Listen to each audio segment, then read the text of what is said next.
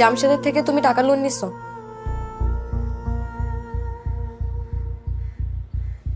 সিফু, আমি তোমাকে কিছু জিজ্ঞেস করছি।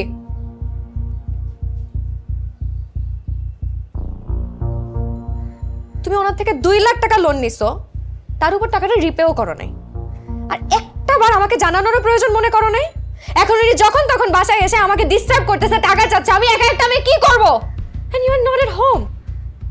পালায় পালায় বেড়াইতেছো। হোয়াটস রং উইথ ইউ? তুমি ওনার টাকা শোধ করবা কবে?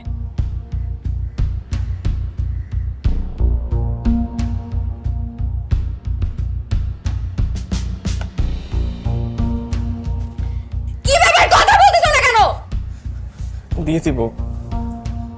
সিফু, তুমি না একটা জবও করো না, মাঝে মাঝে কি একটা সাইড বিজনেস করো, টাকা আসে আবার নাই।